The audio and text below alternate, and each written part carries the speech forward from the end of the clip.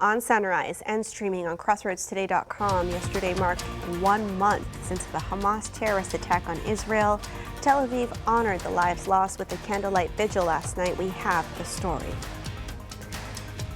And on Capitol Hill, Capitol Police have taken down a man they say was spotted carrying a rifle near Senate office buildings. We'll tell you who he is and the charges he faces this morning. And 5 GOP candidates will face off tonight at the third GOP presidential debate in Miami. Find out who will be on the battleground and who is skipping out. And it's going to be another warm day today, but we've got some good news. That cold front arrives tomorrow, bringing us some rain and cooler temperatures. We're going to take a look at that and the weather coming up. The Goliad Tigerettes volleyball team are moving on to the next round of playoffs. That's coming up in sports. You're watching 25 News Now Sunrise. Good morning and thank you for joining us. I'm Carolina Astrain. And I'm Parker Cox.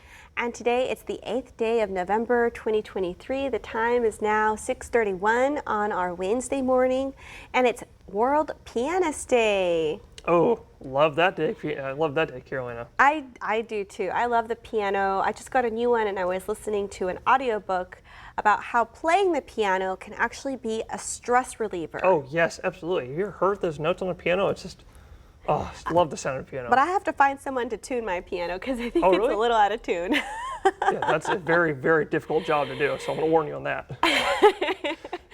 Well, Parker, how are the melodies looking forecast-wise? Well, forecast-wise, Carolina, we're expecting that cold front to come through tomorrow, but it is going to be a warm day today. So take a live look of North Victoria right here on your screen. You actually see the loop right there. There's the loop right there, and there's the water tower just over here as well. But like I said, pretty nice this morning. It's starting out in the upper 60s. 67 is that morning temperature here in the Crossroads. And the dew point is 66, though. That's the main talking point here right now this morning. Dew point just 1 degree off of that temperature, making that humidity 97%. So as you can see, there was a little foggy out there this morning, so please be careful if you're on the road this morning.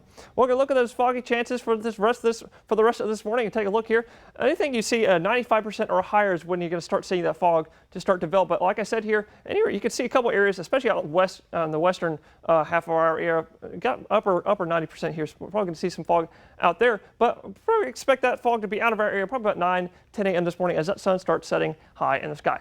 Well, like I said, here comes that cool front. If you don't like this warm weather, I got some good news for you. Here comes that cold front tomorrow. Off this trough axis is where that front is going to form. Coming into our neck of the woods probably tomorrow evening, probably 8, 9, 10 p.m. We'll look at the timing of that later, but because we're going to take a look at those rain chances tomorrow, because all that frontal boundary is going to give us quite a good shot of some rain over the next several days. Actually, take a look here in the morning. Tomorrow morning might see some showers start to develop in the morning hours, but it's going to really start becoming more widespread and way more developed in the later afternoon into the overnight hours is when we might see our best shot at seeing a strong shower or a thunderstorm as well. Coming up just a little bit, we're going to take a look at that timing of what time that front's going to be here tomorrow evening. And we're going to take a look at those rain chances and what those temperatures are going to cool down to this weekend and next week. So you're going to want to stick around to see what those are cooling to. That's coming up in just a few moments. Back to you, Carolina. Thank you, Parker. An Amber Alert is issued out of Laredo this morning. Police are looking for 9-month-old Delilah Lopez. Lopez is white, 2 feet tall, and weighs 15 pounds. She has brown hair and brown eyes. A clothing description is unavailable at this time. Police also do not have a name or description for the suspect. What we know right now is that the suspect is driving a 2015 blue Volkswagen Tiguan with a temporary Texas license plate. That license plate number is 3970S52. Authorities say both the suspect and victim were last seen in Laredo, and authorities believe the child to be in grave or imminent danger. If you have any information about this abduction, you're urged to call 911 immediately. Voters took to the polls yesterday to vote in Texas's constitutional amendments election. Also on the ballot were several propositions for Victoria County voters to weigh in on. In the county's election, voters approved Proposition A in the Quail Creek Municipal Utility District. This amendment adds $1.50 each month to what residents are already paying in the Quail Creek area, bringing the total amount to $10. That amount is then divided to fund different services. Voters approved the measure with 65% voting yes. Proposition A concerns the Victoria County Water water control and improvement. This amendment aims to borrow up to $3 million to improve water, sewer, stormwater, and waste disposal systems. To pay back the borrowed money, a tax will be imposed to cover the cost of the system improvements. State Prop 9 has passed with 84% of voters saying yes to a cost of living adjustment for those under the teacher retirement system. Emmett Alvarez advocates for local teachers to receive better pay and benefits, and he says he voted yes for this proposition. I voted for it, and I'm hoping that it will satisfy the retired teachers. They haven't had a COLA increase, I understand, in maybe over a decade or longer, and it's much needed given inflation, given just cost of living has gotten ridiculous. But if this passes in Victoria, I assume it will pass across the state. Emmett says he's witnessed teacher pay be an issue for area educators and says local teacher pay should be more competitive to retain talent. Emmett added that a cost of living adjustment passing for retired Texas teachers will hopefully lead to a discussion at the local level to raise teacher pay for our educators.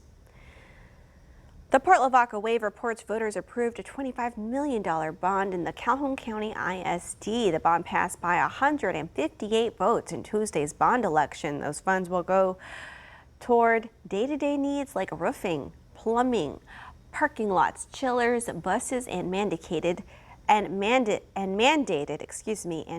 security measures.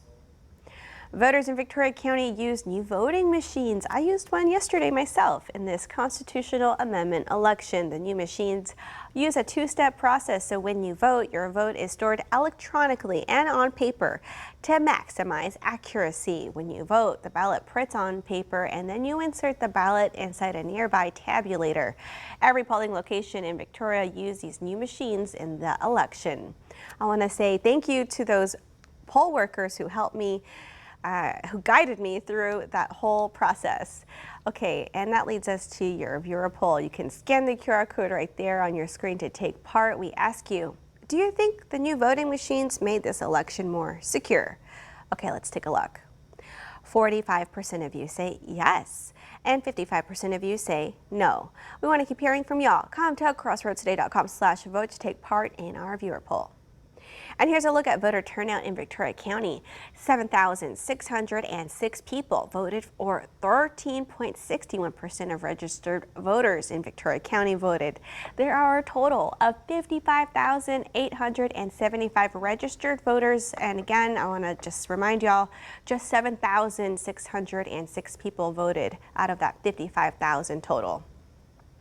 A candlelight vigil was held in Tel Aviv to honor the lives lost on the one-month anniversary of the war between Israel and Hamas. People in Israel gathered in Habima Square with candles lit around the fountain, with some bringing flowers and gifts for their loved ones that they lost.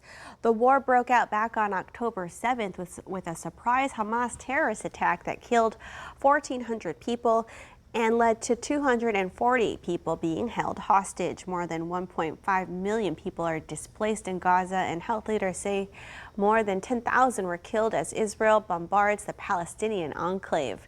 Israel Prime Minister Netanyahu has ignored calls for a ceasefire, but did say his country was open to, quote, little pauses. Capitol Police arrested a man who was spotted with what they describe as a rifle near Senate office buildings Tuesday. The man was spotted in the park across from the Capitol building at Union Station on a day when the Senate was in session. Authorities released a photo of the gun, which appeared to be a semi-automatic weapon similar to an AR-15 style rifle. The suspect, identified as 21-year-old Amir Levon Merrill of Atlanta, is facing 5 charges so far, including felon possession of a firearm and fugitive from justice. 5 of the top GOP presidential candidates will face off at a debate in Miami. Downtown Miami is gearing up to host the next GOP presidential debate tonight.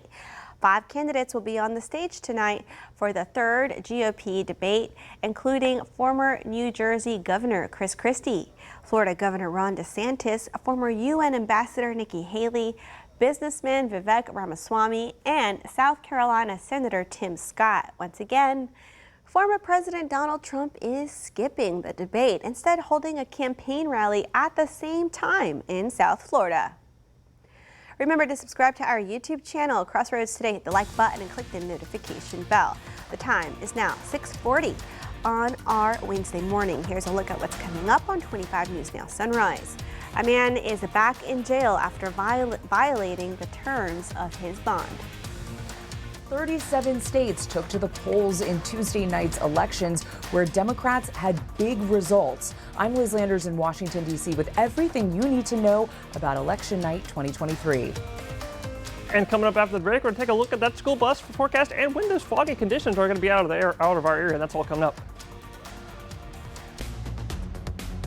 Well, good morning, Crossroads. If you're all waking up with us this morning, if you're just tuning in, look at a live look at Cuero and look at that. It is so foggy out there. You can't even see, you can barely even see the water tower. And that water tower is literally only about a quarter mile away from the camera. So quite foggy out there this morning. Take a look at those current conditions. We're sitting at about 6-7, but like I said, up there in Cuero, 6-7, matching that temperature, bringing it to a 99, pretty much 100% humidity out there. So please be careful if you're out on the roads this morning.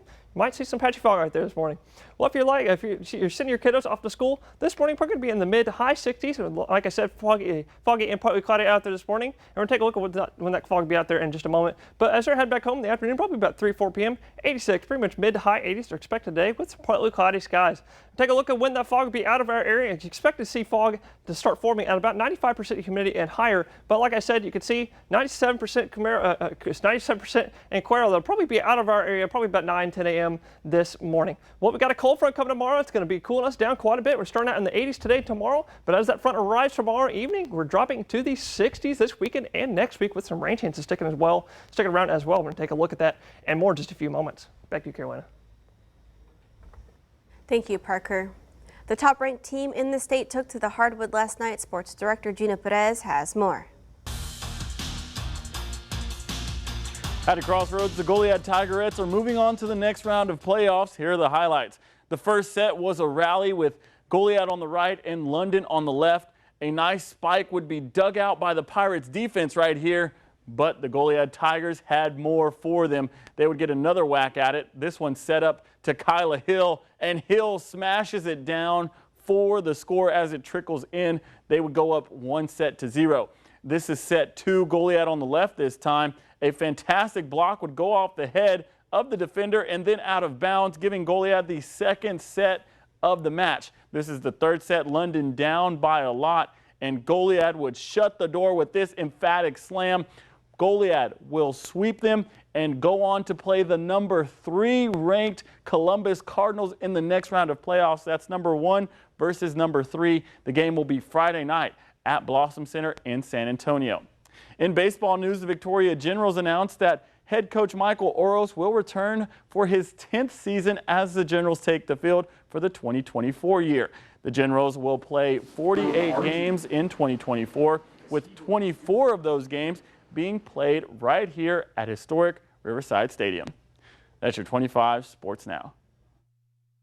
Thank you, Gino. We want to invite y'all to experience our digital streaming service, Crossroads Today Plus. You can find it on your connected TV through Amazon Fire TV, Roku, Apple TV, and Android TV. Just search Crossroads Today Plus. Now to the election. Democrats scoring big at the polls, driven by the battle over abortion rights. Democrats in Virginia took control of both houses of the legislature, delivering a blow to Governor Glenn Youngkin's push for a 15-week abortion ban. And voters in Ohio overwhelmingly backed a constitutional amendment on abortion rights. Voters in at least 37 states took to the polls for Election Day Tuesday. And the big takeaway, abortion access remains a top issue for voters, with Ohio enshrining abortion protections in the state constitution. The state becoming the 7th to protect abortion access through the ballot box since the Supreme Court struck down Roe v. Wade in 2022. And a unifying theme around abortion rights and the way that voters are reacting to it and responding to it that continues to reflect badly on the Republican Party. And doctors in that state sighing in collective relief. Doctors will now be able to provide abortion care, contraception care, miscarriage managed, in vitro fertilization, all of that because now it's in our Constitution. Another state where abortion access played a factor, Virginia, where Democrats won control of both legislative chambers, flipping the House of Delegates and maintaining control of the state Senate. Hold the House, flip the Senate. The results were a rebuke to GOP Governor Glenn Youngkin, who campaigned heavily for Republicans who promised to pass a 15-week abortion ban with exceptions for rape, incest, and the life of the mother. In solidly Republican Kentucky, Democratic Governor Andy Beshear won re-election while attacking his state's no exemptions abortion ban as extreme. The lone bright spot for Republicans? This victory sure is sweet. In the Deep South, Mississippi Governor Tate Reeves clinched re-election, beating out Elvis Presley's second cousin. We all now know what it means in a state like Mississippi when you stand up to the national liberals. And there were a few firsts in Tuesday night's elections. Philadelphia has elected their first female mayor, and the Virginia House of Delegates has elected their first ever black speaker. In Washington, Liz Landers, ABC News. A man has landed himself back in jail after violating the terms of his bond. 61-year-old Frank Fisher was arrested yesterday after a standoff with Cuero police at his home near 2nd Street and Alamo Circle. It took authorities nearly 2 hours to take him into custody. Fisher is in the DeWitt County Jail this morning on a charge of repeated violation of certain court orders and bond conditions. Fisher was reportedly arrested at that same home on October 18th for aggravated assault with a deadly weapon. The time is now 6:48 on our Wednesday morning. Still to come, U.S. public health leaders are calling for urgent action to cut an alarming increase in the number of babies born with syphilis.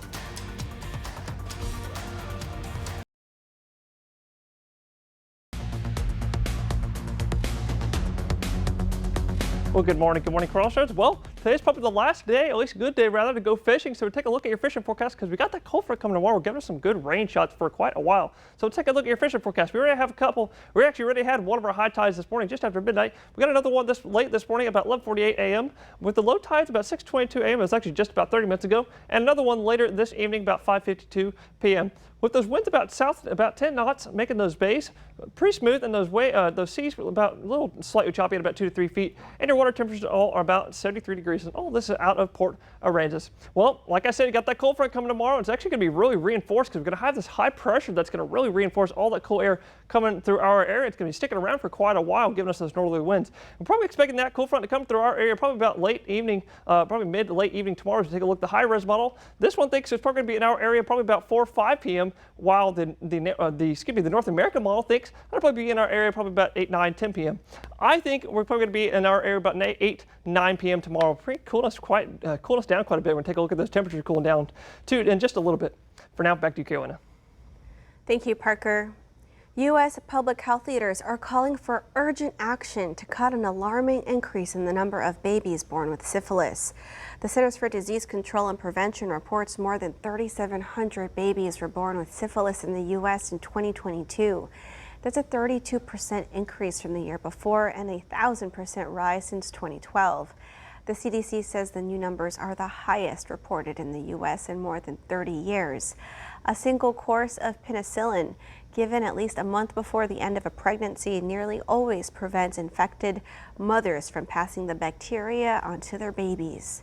The CDC says the situation has reached dire and alarming levels. It's calling on the entire medical community, not just obstetricians and gynecologists, to help and treat infected people to protect newborns. The time is now 6:53 on our Wednesday morning. Still to come on Sunrise. News to know before you go. We'll learn about a vehicle crash.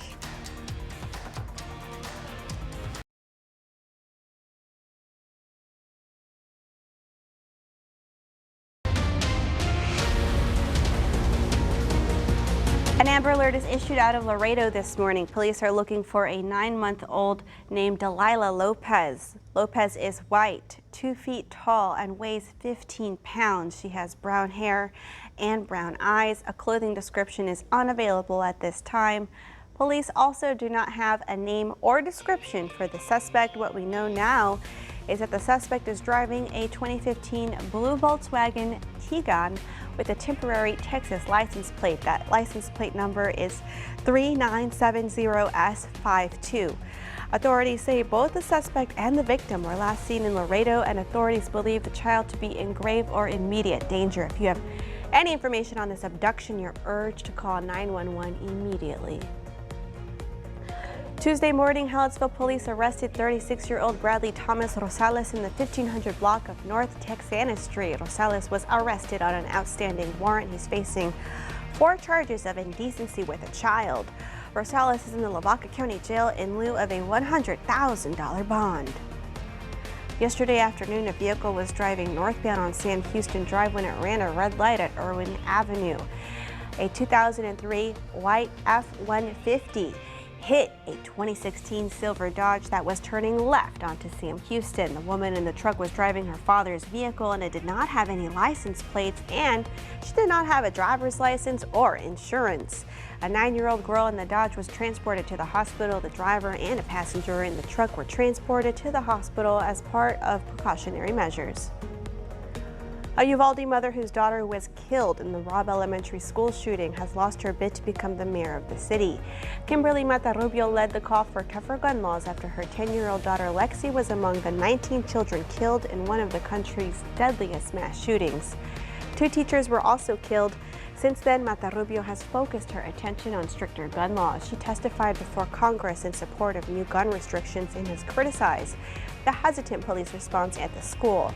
Voters elected former Uvalde Mayor Cody Smith, who served 2 terms as Uvalde Mayor more than a decade ago. Smith's campaign did not address the failures of the police response to the Robb Elementary shooting. House lawmakers censured Michigan Representative Rashida Tlaib Tuesday, the sole Palestinian American in Congress, over her remarks and actions in response to the Israel-Hamas war. The House passed a resolution on the vote of 234 to 188. A censure vote only requires a simple majority to pass. There were 22 Democrats who voted with most Republicans to censure Tlaib. 4 Republicans voted against the measure. The resolution censures Tlaib for promoting, quote, false narratives regarding the October 7, 2023 Hamas attack on Israel and for calling for the destruction of the state of Israel, end quote.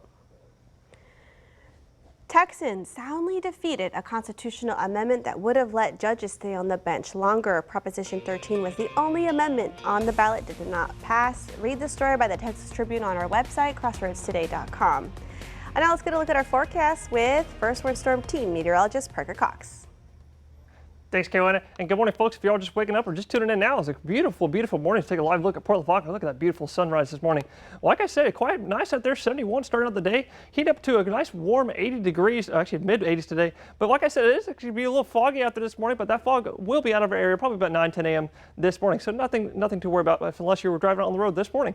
Well, we are expecting that cold front to come our way tomorrow evening, but like I said, with that front comes some rain, and starting out in the morning, we start seeing some showers start to develop in the morning hours and become more widespread going into the afternoon hours and the overnight hours tomorrow night as well.